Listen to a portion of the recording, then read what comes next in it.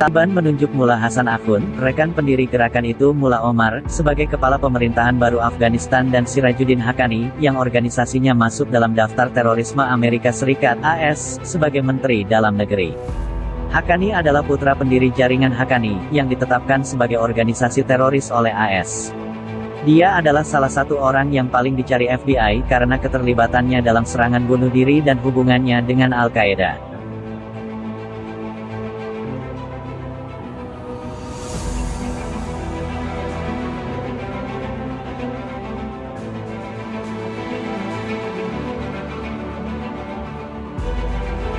Mullah Abdul Ghani Baradar, kepala kantor politik gerakan itu, ditunjuk sebagai wakil Akhund. Juru bicara utama Taliban Zabihullah Mujahid mengatakan pada konferensi pers di Kabul seperti dikutip dari Reuters, Rabu, tanggal 8 September tahun 2021. Penunjukan Baradar sebagai deputi Akhund, bukan sebagai pejabat tinggi, mengejutkan beberapa pihak karena dia bertanggung jawab untuk merundingkan penarikan pasukan AS dan menampilkan wajah Taliban kepada dunia.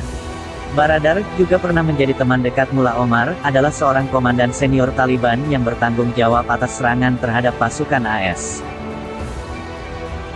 Dia ditangkap dan dipenjarakan di Pakistan pada 2010 dan menjadi kepala kantor politik Taliban di Doha, Qatar setelah dibebaskan pada 2018. Sementara itu Mullah Muhammad Yaakob, putra Mullah Omar, diangkat sebagai Menteri Pertahanan. Semua penunjukan itu dalam kapasitas sementara, kata Mujahid.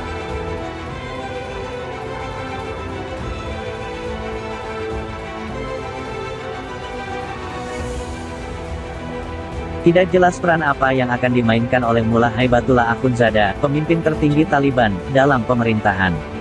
Dia tidak terlihat atau terdengar di depan umum sejak runtuhnya pemerintah yang didukung Barat dan perebutan Kabul oleh gerakan militan Islam bulan lalu, ketika pasukan koalisi pimpinan AS menyelesaikan penarikan mereka setelah perang 20 tahun. Kepala pemerintahan baru Mullah Hasan Akhund dikenal dengan pemimpin tertinggi Akhundzada selama 20 tahun. Ia juga sudah lama menjadi kepala badan pembuat keputusan Taliban, Rehbari Syura, atau Dewan Kepemimpinan. Dia adalah Menteri Luar Negeri dan kemudian Wakil Perdana Menteri ketika Taliban terakhir berkuasa dari tahun 1996 sampai tahun 2001.